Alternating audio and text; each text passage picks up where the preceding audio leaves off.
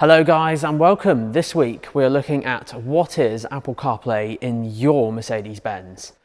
Now I do get asked this question quite a lot actually, so we're going to cover just that. And then at the end we're also going to go through some tips and tricks on Apple CarPlay specifically.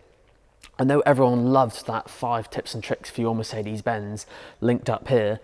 And at the moment, I think it's got about 50 to 60,000 views, which is insane. And probably by the time you guys are watching this, it's probably more about 70 to 75,000 views. So thank you. But anyway, enough of that. Let's get started.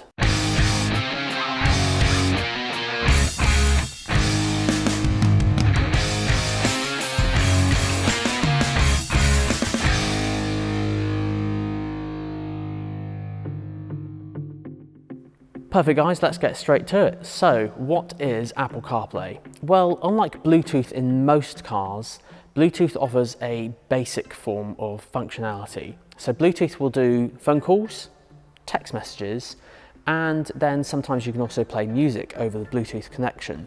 But that's kind of where the line is drawn. Apple CarPlay adds even more functionality natively from your phone to the screen. And offers lots of car-friendly apps that you can use safely behind the wheel. So things like podcasts, audiobooks, your favourite form of sat-nav, so Apple Maps, Google Maps, Waze, and you can even send text messages and even use Siri behind the wheel. Now, connecting Apple CarPlay is as simple as plug and play using these. However, it does depend on when your Mercedes-Benz was made. Apple actually made Apple CarPlay back in 2014, but that doesn't mean every single Mercedes-Benz has it after that date. With the way manufacturing works on the production line, it does take a while for that technology to implement its way into all models. So the best thing to do is to check with your local Mercedes-Benz dealer to see if your Mercedes-Benz has it. Now, if you have Apple CarPlay, that's great. You'll need a USB to Lightning cable, and if you have one of the newer cars which feature Hey Mercedes with MBUX, you'll need both of these. Now this is a USB-C to USB adapter. There are quite a few out there on the internet, but I have recommended one just down below in the product description if you fancied this particular one.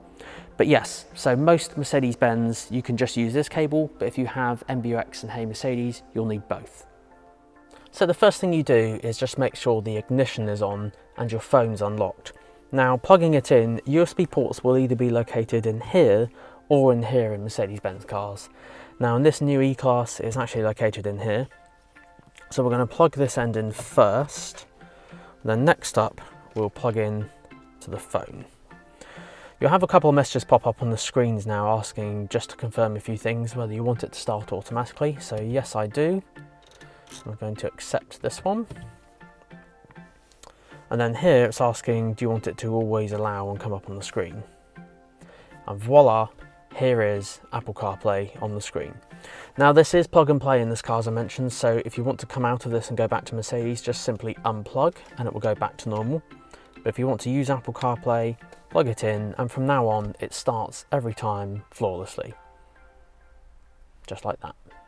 And this is it, you're up and running. So now for safekeeping, I can put the phone in here because I won't need to be using that while driving. And then this is what you'll use on the screen. So we can go through each thing on here just in a little bit of detail, and it's all controlled using this little wheel here. So there are 2 modes on Apple CarPlay. First up you have all of the icons and all of the apps which are available. There's also the dashboard as well, which kind of splits the screen in half. We'll go through that shortly afterwards, and then we'll go through the tips and tricks. So let's go through each thing. Well, first up we've got phone. Well, phone is really easy. It is literally just your phone. So when we go onto here, you can view your favorites on here. You can also view recents, contacts, keypad, and even access your voicemail. Now, of course, the second one along is music, which in fact is Apple Music. Now, if you're not a fan of that one, you can use others such as Tidal and Spotify as well. And of course, they all integrate very nicely on the screen, so you can scroll down and find your favourite songs, albums, artists, all sorts. Now, third one along is Apple Maps. Now, if you're not a fan of Apple Maps, this can also be swapped out for other providers such as Google Maps and even Waze. But going into this, you can see instantly it knows home and even work. And you can even go to search and look for destinations, because don't forget, although this isn't my car, this is all running off my phone. So I don't actually need to program anything in the car because this is my phone. So it's quite clever, you don't have to program in sat navs and things like that. Next up, we've got messages. Now, messages are actually read out through Siri. Now, just in case you wanted to send a message, you can also send them through Siri as well, so that's quite clever. Then we have Now Playing. Now Playing basically shows you what is playing at the moment. Now, the Mercedes icon you can see here, this one actually just jumps straight back to the Mercedes part of the system, and it just suspends Apple CarPlay in the background. So you can go here and change the radio station maybe, change a few settings, change the ambient lighting or something like that. But to go back to Apple CarPlay, all you do is just nudge up and go back to the top, and we're back to where we were. The next two are podcasts and audiobooks. These allow you to browse your library of your subscribed podcasts or even audiobooks right in the car. And finally, we have Calendar. Calendar then shows you exactly what your day is like if you use the calendar in your phone. As you can see, what is Apple CarPlay in your Mercedes-Benz? Doing that right now. And then at 9 o'clock, I have to edit.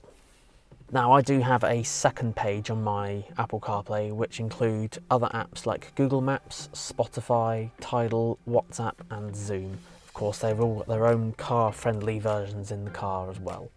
Next up, we've got the Apple CarPlay dashboard. So this kind of splits the screen in half, showing you your favourite locations on the sat-nav, the actual map, and then most importantly, music, which I use every day, just on the bottom left here of what's actually playing.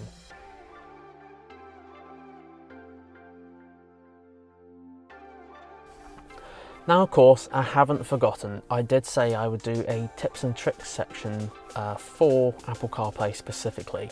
Tip and trick number one is you can change the appearance from light mode to dark mode. So just like you can on the iPhone where you have light icons and then dark icons, Apple CarPlay has the same function. So at the moment I've got my favourite, which is the dark mode, but if you go to settings, you can go in here and change the appearance from always dark to automatic.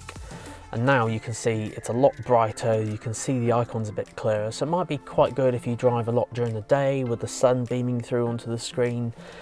Me personally, I prefer the dark mode, so I'm going to leave it on always dark. Tip and trick number two allows you to summon Siri at any point. Now, if you look really closely on your steering wheel, you will find a picture of a person with some lines coming out of their mouth as if like they're talking. So if you hold this up, you'll get Siri. Hey Siri, how are you doing today? I'm fine, thanks. There we go. Now, of course, the next tip and trick allows you to change the accent or the voice of Siri. So you can choose from American, Irish, British, and even Australian as well. And they all have male and female voices too. This is done on the actual phone itself. So you go to settings and then you go to Siri and search and you'll find it in there. Now, if you didn't know, you can also move your icons around. Now, this isn't actually done in the car itself. You need your phone for this. So all you do is go to settings, then you go to general, and then go to CarPlay. In here, you'll find a list of cars you have connected to. So if we go on to NB Infotainment, which is this one, I can go to customize and then move the icons around. Now, I said you don't need to do this while connected, but as you can see, I can move icons around to wherever I fancy.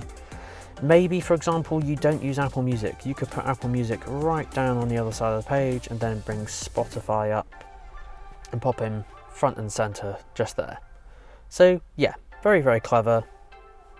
You can customize it to however you fancy. Next up is sharing the estimated time of arrival with friends or family. So you can do this on Apple Maps. So if I go into Apple Maps and I search for, let's see, the nearest car park maybe, and say I was going to meet a friend there later or something like that, and I was travelling further afield. Now, I'd arrive there at 7:41, which is in 2 minutes, so it's not that far away. But again, let's pretend I was travelling further away. Say I was going to meet a friend there, you can actually share the ETA with them directly. So you just go to the menu on the bottom right, tap Share ETA, and then you can select your friends there, and it will give them updates depending on if you hit any traffic or things like that, so you can use it with friends or family to update them on your journey. Now, you did hear me mention earlier, you don't have to use Apple Maps, you can use alternative map providers. A couple that come to mind right now are Google Maps and Waze. I have Google Maps on here, so I can show you this. One benefit to Google Maps I found is that you can use a satellite view, which I think is quite good. It shows you literally a satellite view of your route and all the surrounding area. Of course, very, very simply, you just go to add destination and you can do the usual things just like Apple Maps. Next up, say you are listening to some music on Apple Music and you really, really like the song that you're listening to. You can listen to alternative songs that are very, very similar by going to the little menu with the dots just at the bottom and then go to Create Station. This will keep this song playing, but then after it's finished, it will play some very, very similar songs which aren't in your library. And my final tip and trick for Apple CarPlay is you can actually ask it to read the latest news. So quite simply, if you summon Siri, "Hey Siri, can you read me the latest news, please?" Here's the latest news from the BBC.